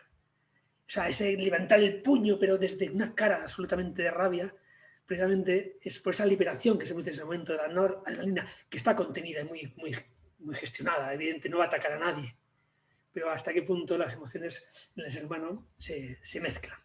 Robert Sapolsky es muy curioso, recuerdo hace unos años leyendo un libro muy interesante de este neurobiólogo y primatólogo estadounidense. Decía, lo que ayer fue una sorpresa inesperada, hoy es ya algo habitual y mañana ya no será suficiente. Lo decía algo así, no es una cita literal, pero creo que se nos ocurre a los seres humanos con mucha frecuencia, no solamente al monillo. Somos felices con lo que tenemos, con lo que deseábamos. Cuando ya lo tenemos, bueno, pues ya se normaliza y dentro de muy poquito eso que nos hacía felices cuando lo deseábamos ya no es suficiente. Queremos más, queremos más. Y eso nos crea insatisfacción y nos meten emociones a veces que nos complican mucho la vida. El miedo. Vamos no solamente a ver emociones agradables, también teníamos ahí el miedo. Recuerden, se activaba en las amígdalas, liberación de noradrenalina, huir o evitar. Voy a mostrar un vídeo, es un spot publicitario, donde vamos a ver diferentes situaciones que provocan miedo a la protagonista, a las protagonistas de este spot. Pero vamos a ver también los antídotos emocionales, porque de cada una de esas situaciones salen aplicando otra emoción. A veces se repite la emoción, pero hay varias emociones. A ver si son capaces de detectarlas desde sus casas.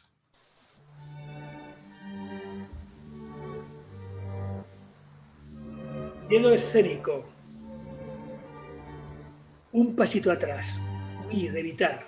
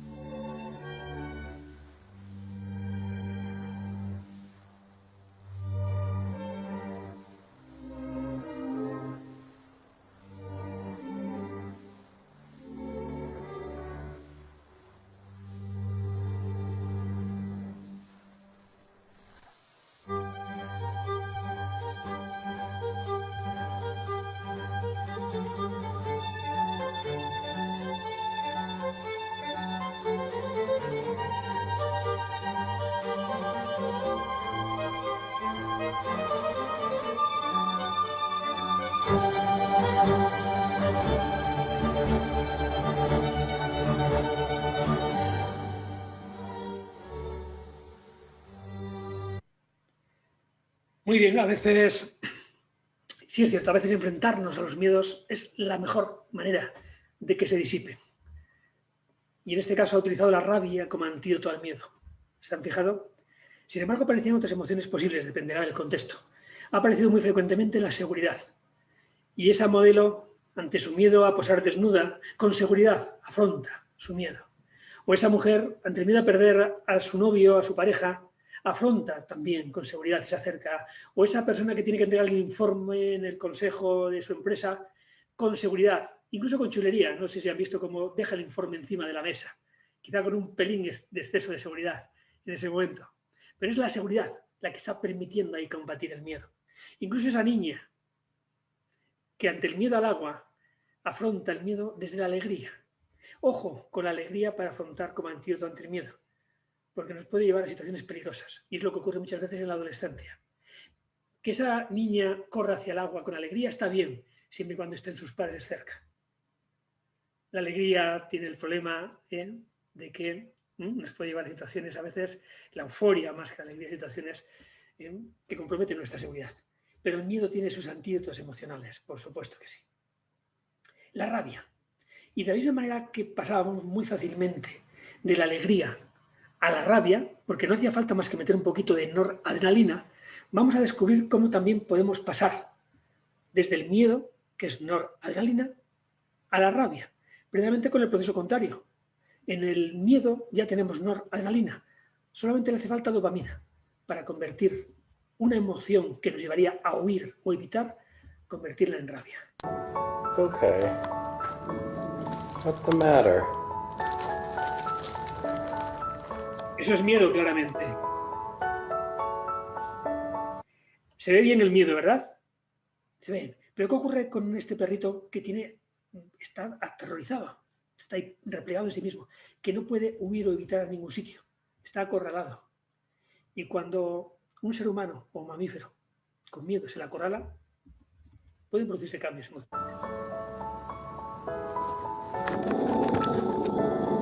It's okay. It's okay. My good girl. What's the matter?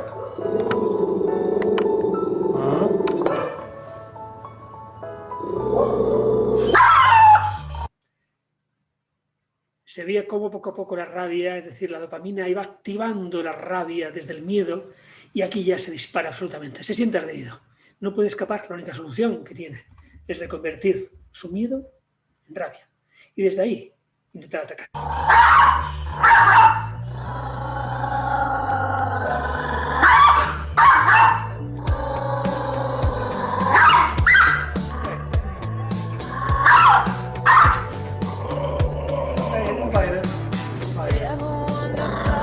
Feel better.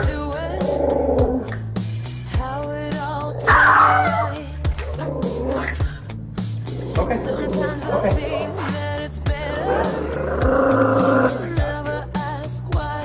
Okay. That's it. See?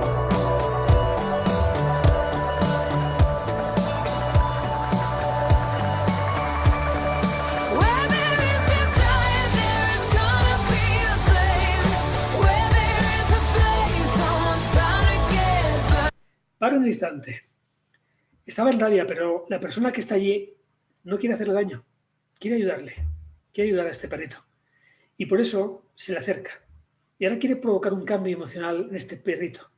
Pero claro, se ha acercado empleando un elemento intermedio, esa toalla. Y gracias a que emplea algo para protegerse, ese elemento intermedio, no ha sufrido la mordedura, porque el perrito intentaba morderle. La rabia todavía.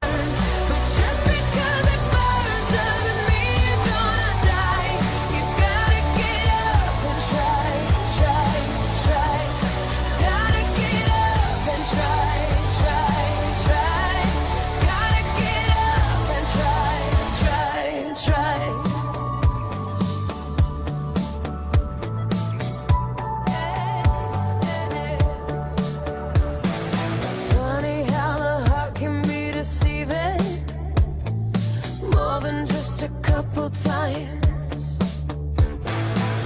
Why do we fall in love so easy, even when it's not right?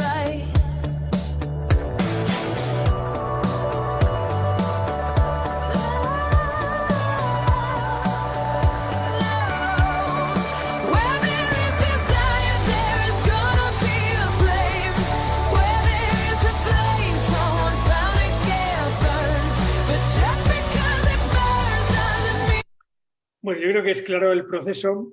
Era un proceso que seguía un protocolo muy riguroso de acercamiento al animal, pero que no es diferente al que haría un docente con un niño que está en un estado de rabia incontrolable y que puede agredir a otros compañeros. En ese acercamiento, la persona que se acerca al perrito siempre lo hace protegiéndose. Primero desde la distancia, el lazo, la toalla, luego empieza a tocarle la orejita, lo han visto hace un momento, con un dedo, pero la toalla estaba siempre por delante y un dedito a la oreja.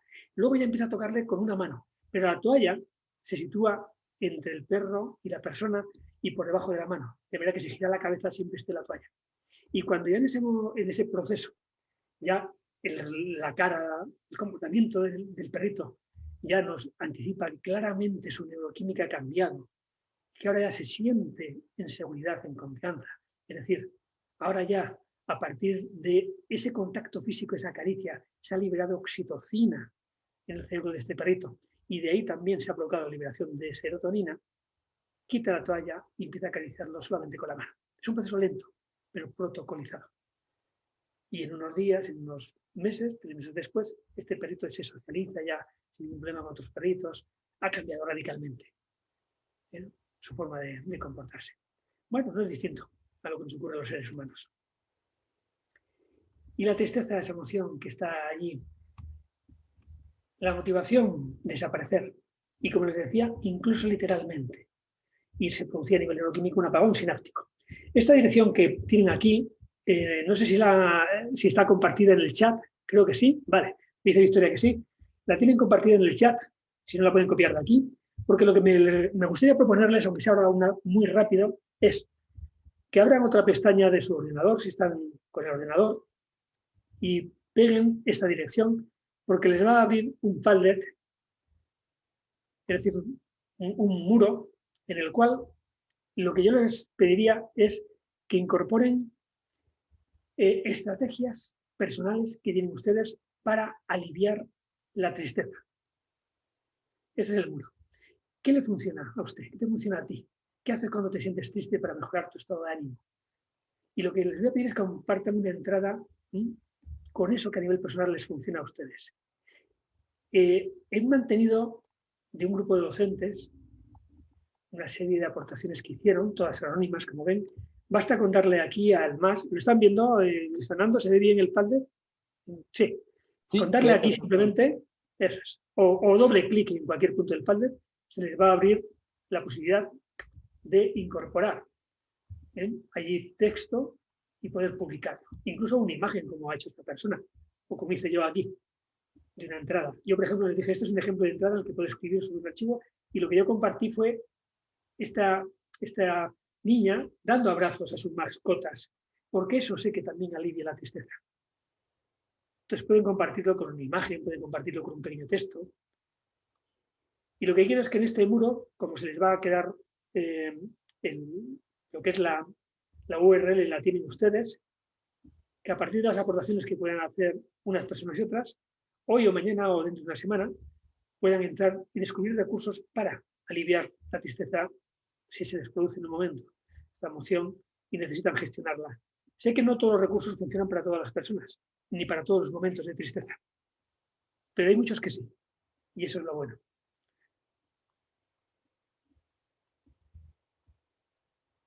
Entonces simplemente les voy a dejar unos poquitos minutos para que puedan comprobar que funciona el recurso y puedan acceder.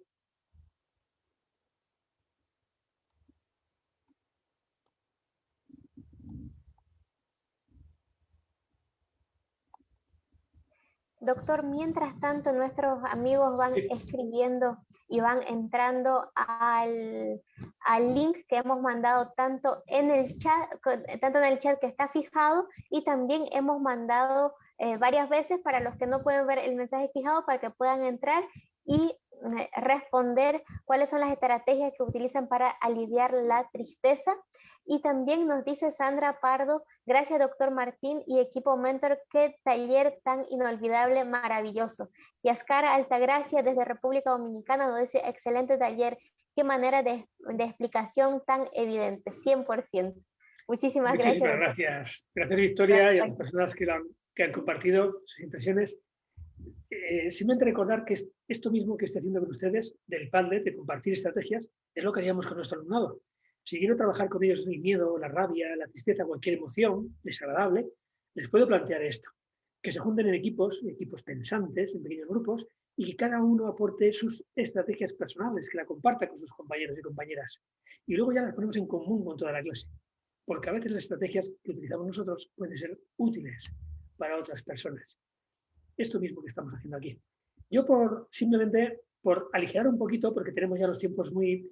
Voy a dejar simplemente abierto el Padlet, no voy a borrar ninguna entrada de las que puedan subir ustedes en estos días, para que en cualquier momento durante esta semana o la siguiente puedan entrar si les apetece y comprobar las aportaciones de otras personas o las que ustedes mismos quieran subir.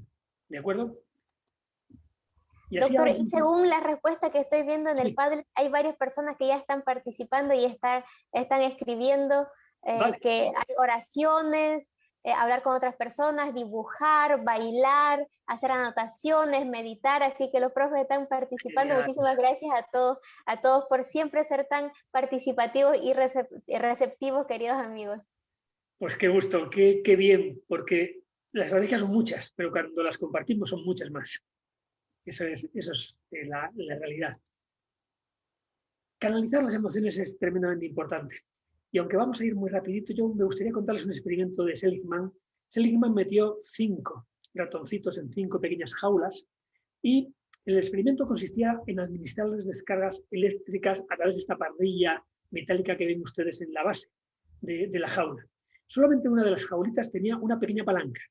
De manera que cuando se les administraban las descargas eléctricas a los ratoncitos, que eran muy dolorosas, si el ratoncito que tenía la palanca conseguía moverla de forma correcta, interrumpía la descarga no solamente en su jaula, en todas las jaulas, en las 5 jaulas.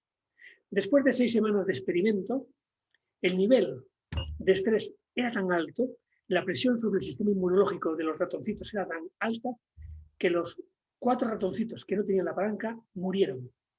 El ratoncito que tenía la palanca vivió todavía varios meses después.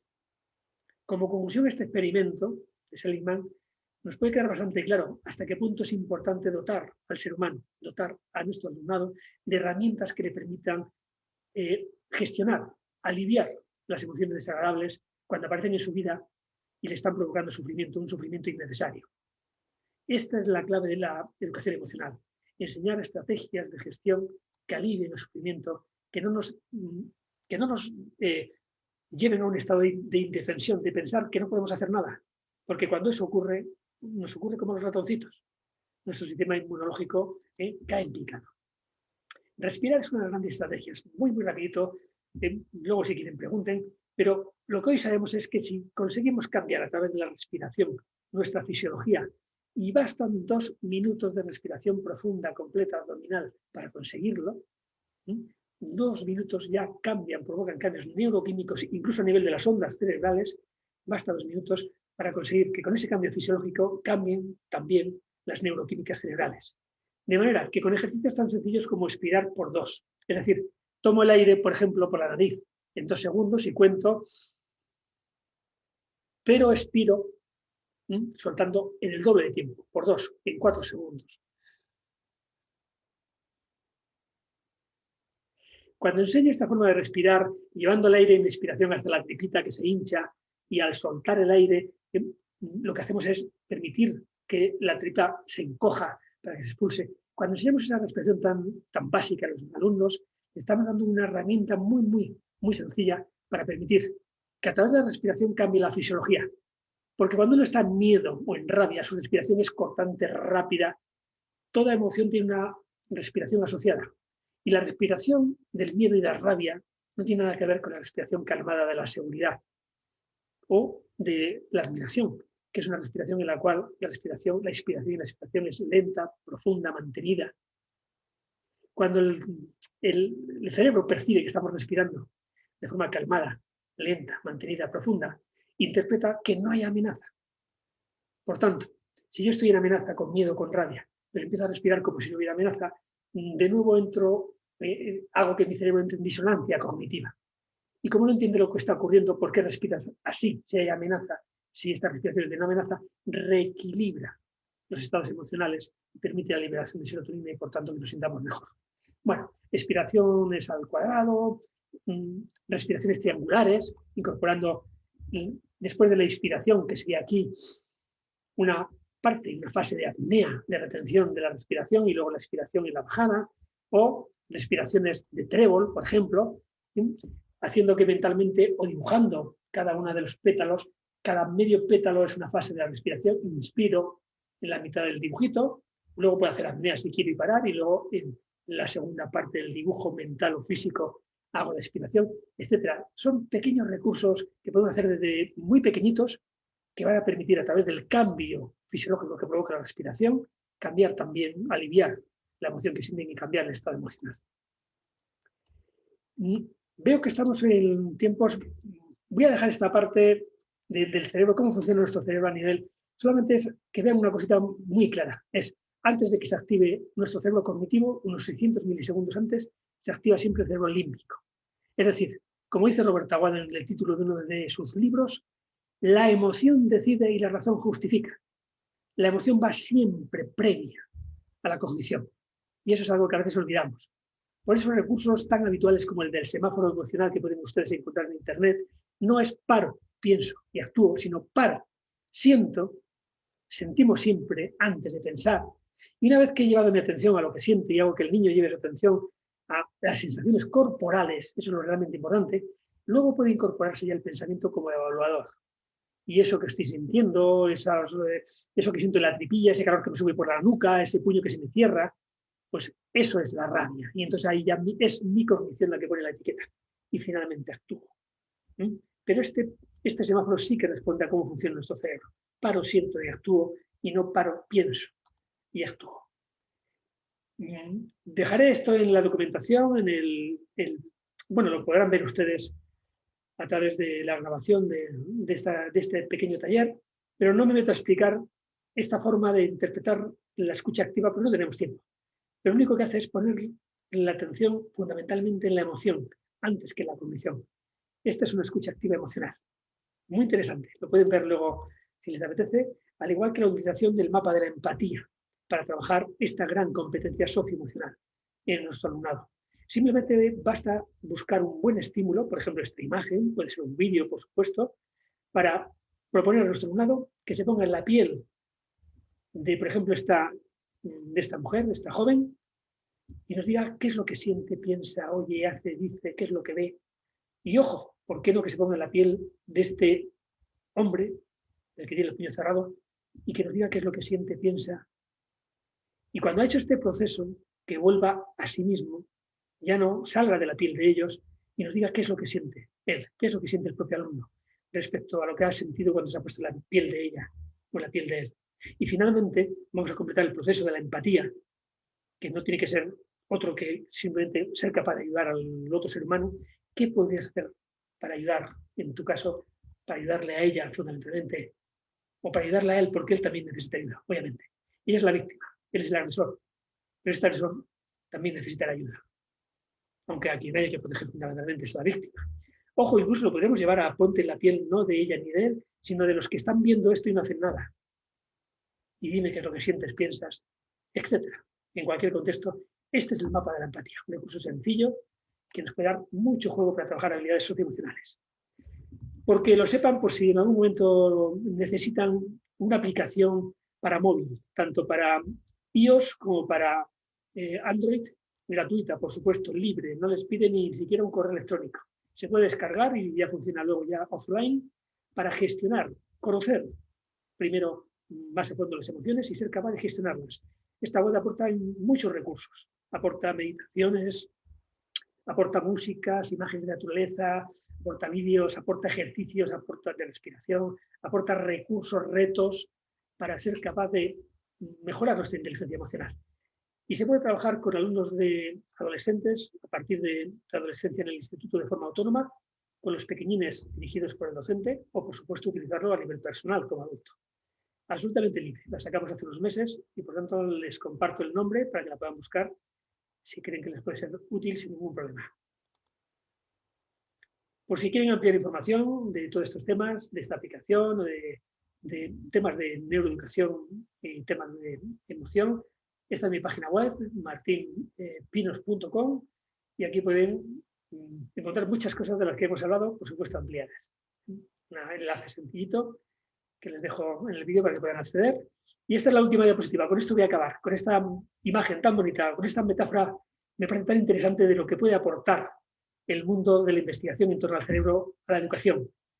Donde tenemos aquí un aula que se abre la vida, donde tenemos también una vida que entra en el aula, y unos niños que no solamente aprenden, sino que también disfrutan en el proceso de aprender. Y desde esta metáfora me voy a permitir compartir un pequeño PowerPoint muy rápido, que dura un pequeño minuto con un mensaje directo, muy claro. La importancia que tenemos en el aula, desde el punto de vista de referentes de su alumnado, nos lleva a poner en el valor la sonrisa. Sonríamos más en el aula y en la vida, porque si yo sonrío a la persona que me ve, de alguna manera le estoy contagiando también la emoción que estoy sintiendo.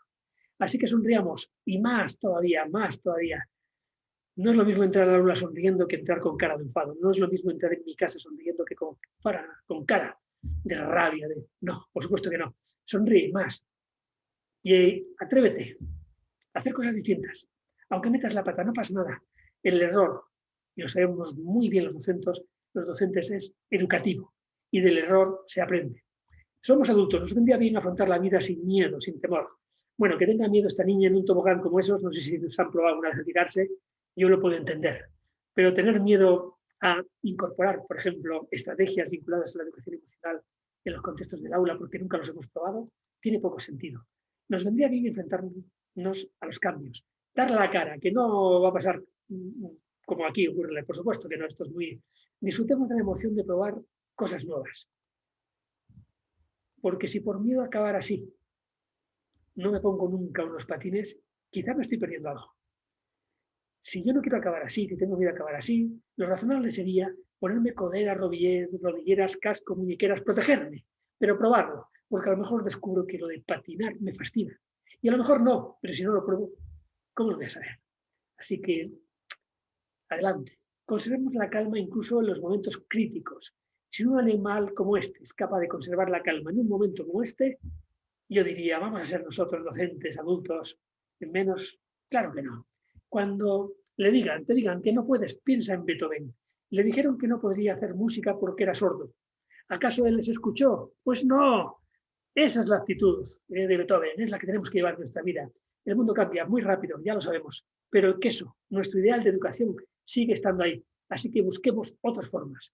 Asumamos riesgos, pero sin pasarnos. Que no es bueno para el estrés. Y ya he anticipado antes, el estrés afecta a nuestra memoria y a nuestro sistema inmunológico también. Así que para acabar y despedirme de ustedes antes de las preguntas, les voy a poner un muy sencillo test de estrés. Me fascinó cuando lo descubrí, porque en solo 3 segundos nos dice ya nuestro nivel de estrés. Es de una universidad norteamericana muy prestigiosa. Cuando yo puse Enter van a aparecer 2 delfines similares a los que ven ustedes ahí, pero absolutamente idénticos. Las personas estresadas perciben alguna mínima diferencia entre esos 2 delfines. Así que si ustedes perciben alguna pequeña diferencia, estén muy atentos, cuídense y controlen esos niveles de estrés. Así que si están preparados, voy a dar al Enter y vamos a ver nuestro nivel de estrés en estos momentos. Vamos allá, adelante. ¿Qué tal? Yo lo veo igual, los 2 delfines, perfecto, eso significa que estoy relajado. Y recuerden, eso sí, que la risa reduce el estrés. Y cuando crean que el trabajo, la vida les estresa, acuérdense de Toby, ahí lo tienen trabajando y tan feliz, sin agobios, por supuesto, y además sin mascarilla. Muchas gracias por su atención. Ha sido un placer este ratito que hemos compartido. Voy a dejar de compartir, ver mejor ya a mis anfitriones, a Victoria, a Luis Fernando. Y si ha habido alguna pregunta, estaré encantado de poder intervenir. Excelente, muchísimas gracias, doctor. Como siempre, tan productivo todo lo que nos presenta y siempre los finales de sus presentaciones motivan a la reflexión y nos deja con una sonrisa siempre en el rostro, que es muy importante hasta desde el punto de vista de los químicos que segrega el cerebro, ¿no? Una sonrisa por lo menos le hace pensar al cerebro que estamos un poquito más felices y eso ayuda muchísimo en el aprendizaje. Y vemos reflejado en los comentarios el agradecimiento que están teniendo todos nuestros docentes por esa presentación que ha hecho. Este aspecto de la neuroeducación, de hacer la educación en base al entendimiento del cerebro, cómo aprende el cerebro, las emociones escasas, son fundamentales para mejorar la educación, para mejorar la calidad de la educación. Está bien que la educación la midamos en términos de deserción escolar, de cuántas aulas tenemos, de que hayan las condiciones físicas, pero no podemos dejar de ver la parte cualitativa que tiene que ver qué tanto la escuela, qué tanto la enseñanza, qué tanto la educación está aportando para que los seres humanos seamos felices, tengamos una vida plena fuera del aula, ¿no? A medida que vayamos creciendo. Así que no se olviden, queridos amigos, igual vamos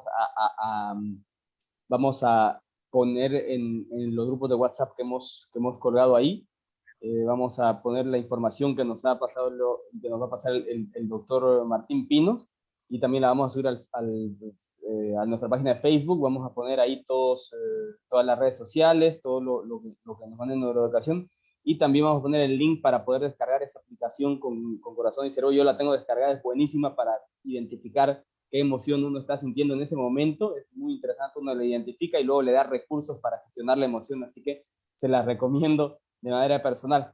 Y ahora sí le voy a ceder la palabra a Victoria, que tiene unas cuantas preguntitas que han ido surgiendo mientras hemos tenido el webinar.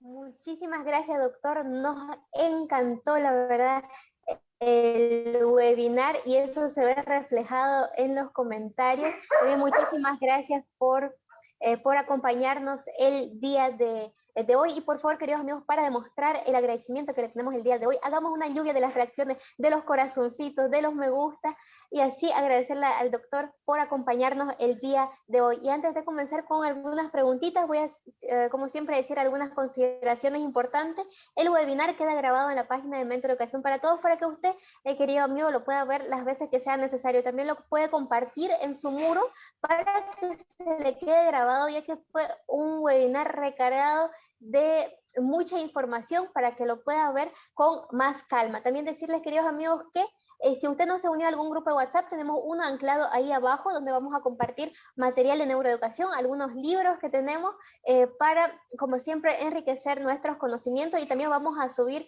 la aplicación del doctor Martín Pinos a la página, donde vamos a compartir el material, como siempre, en el grupo de WhatsApp. También lo vamos a compartir en la página de Facebook y también en Instagram. Y no se olviden, por favor, ahí abajito, seguir la página, darle like a la página para que no se pierda ninguna de las actividades, porque tenemos un evento súper importante la siguiente semana. Y también decirles, queridos amigos, si usted tiene alguna pregunta, la puede realizar en el chat, y nosotros durante el webinar también hemos visto algunas preguntitas que enseguida le vamos a hacer llegar a nuestro doctor. Bueno, doctor, son dos personas que están preguntando, tanto Nini como Liz Cuevo, pero la voy a unir las dos preguntas en una sola. Nos están preguntando si la empatía y la ansiedad son una emoción, o de qué se deriva, o cómo se podría denominar. Muy bien, gracias por la pregunta, porque los términos, los conceptos son complejos, e incluso en la propia bibliografía encontramos a veces mucha confusión. En el terreno de la inteligencia emocional y de la educación emocional hay todavía mucho trabajo que hacer en torno a unar conceptos a nivel, yo creo que a nivel mundial, porque seguimos encontrándonos muchas diferencias. Pero sí que hay que entender, la empatía no es una emoción, es una habilidad socioemocional, una habilidad. ¿De acuerdo? Entonces, a través de esta habilidad socioemocional podemos gestionar ciertas emociones que sentimos, pero sobre todo estamos hablando de habilidades que ponen en juego nuestra emoción en relación al otro. Cuando hablamos de habilidades socioemocionales, hablamos de, por ejemplo, de la empatía, pero no solo de ella, hablamos también de la asertividad, de la escucha activa, de las técnicas o protocolos de resolución de conflictos. Es decir, nos estamos metiendo una serie de recursos que, cuando permitimos que el alumnado los aprenda, cuando conseguimos que el alumnado los aprenda, les van a permitir interaccionar con otros seres humanos desde el punto de vista emocional con mucha más efectividad y eficiencia y bienestar, procurando mayor bienestar para las dos partes. Así que no es emoción, sino habilidad socioemocional. Y en el caso de la ansiedad, sí que estamos ante un estado afectivo.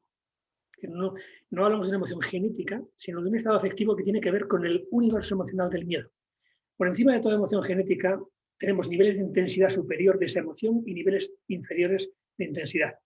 Y a veces encontramos también emociones que comparten varios universos emocionales. Por ejemplo, la vergüenza, al igual que la ansiedad tiene que ver con el miedo, también la vergüenza tiene que ver con el miedo. Sin embargo, tiene que ver con el miedo y con la rabia. Ahí comparte dos emociones genéticas. En esa combinación surge la vergüenza. La ansiedad depende exclusivamente del universo emocional del miedo. Pero los niveles de miedo que se producen cuando la ansiedad aparece son niveles altos de miedo. Incluso cuando se transforma en un trastorno generalizado de ansiedad, cuando estamos hablando de una crisis de ansiedad, estamos hablando de momentos que a nivel de sensación vital para la persona que lo sufre son tremendamente angustiantes. Porque la persona que siente ansiedad a veces no es capaz de identificar qué es lo que le provoca el miedo, pero sin embargo siente un miedo atroz. Y muy habitualmente es un miedo a la muerte, es un miedo a la no existencia. Pero que no encuentra el motivo ni la razón de que exista ese miedo, sin embargo lo está sufriendo. Ese es el gran drama de la ansiedad, que si no se gestiona, si no se trabaja a nivel psicológico, a nivel de apoyo clínico, es una emoción muy, muy destructiva desde el punto de vista del bienestar personal. Así que sí, ahí sí que estaríamos hablando de una emoción, no genética, pero una emoción. Muchísimas gracias, doctor, por la respuesta. Y también Luzmila Ávila nos está preguntando cómo regular la frustración. Y dice que ya que los profesores también la sentimos. Vale. Cuando hablamos de frustración, que la sienten muy a menudo los niños, pero obviamente también el adulto. Lo que estamos hablando al final es de que algo que deseamos no lo conseguimos y eso nos frustra. En ese proceso que tenemos de que dirigimos una cierta energía a conseguir algo, un reto en nuestra vida, un objetivo, pero de pronto no llegamos a ese objetivo, surge la frustración y surge muy a menudo vinculada a la frustración también la rabia. La rabia en ese sentimiento de que no soy capaz de conseguir aquello que me haya propuesto o no soy capaz de conseguirlo porque algo ha mediado. Por ejemplo, yo quería jugar un partido de fútbol, saco mi pelota al patio, el niño en el recreo, y de pronto tengo una gran energía dispuesta ahí, preparada para echar ese partido de fútbol, pero de pronto llega Pedro, otro niño, y me quita la pelota.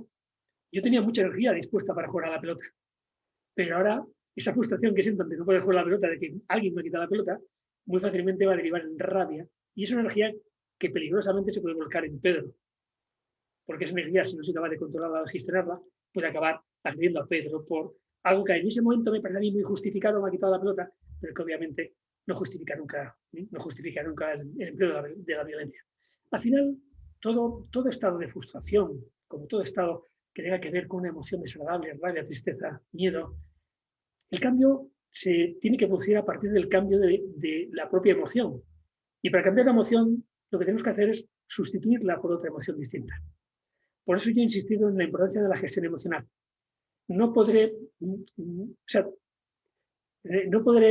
eliminar de mí la frustración o la rabia si no sustituyo precisamente la emoción que la está generando por otra emoción que me permita sentirme mejor. ¿Y cuáles son las que me permiten sentirme mejor? Pues no hay muchas, pero ya hemos visto que son las emociones escasas. Si no consigo entrar en curiosidad, admiración, seguridad, alegría, si no consigo hacer eso, difícilmente puedo gestionar bien mi frustración. Yo sé que cuando alguien hace la pregunta es porque percibe que tiene problemas para gestionarla, porque cuando uno siente frustración, pero cognitivamente es capaz de aliviarlo, es decir, dice, ostras, que no lo consigo, pero oye, qué tontería, oye, que esto no tiene tampoco tanta importancia, que hay muchas más cosas de mi vida como para darme mal por esto. Si uno lo puede gestionar cognitivamente, no hay ningún problema. Pero cuando se hace la pregunta es porque cognitivamente a veces no tenemos el recurso de esa gestión. Entonces el paso inevitablemente viene de la gestión emocional. Y ahí es donde utilizar todas las estrategias que vinculan con el cambio de la fisiología, o por ejemplo, movernos, hacer ejercicio, bailar, aunque sea forzadamente. Sé que moverme a veces no me apetece, sobre todo si yo estoy frustrado, lo que no me apetece es ponerme a hacer deporte o irme a bailar. Yo sé que no, ponerme a bailar delante de la pantalla de mi ordenador. Pero si yo me impongo esa obligación, libero el BDNF, el factor neurotrófico derivado del cerebro que mejora mis estados anímicos, porque va a liberar endorfinas, va a liberar dopamina, se va a liberar también serotonina. Pues, es decir, estoy provocando cambios a nivel neuroquímico que me van a hacer sentirme un poquito mejor.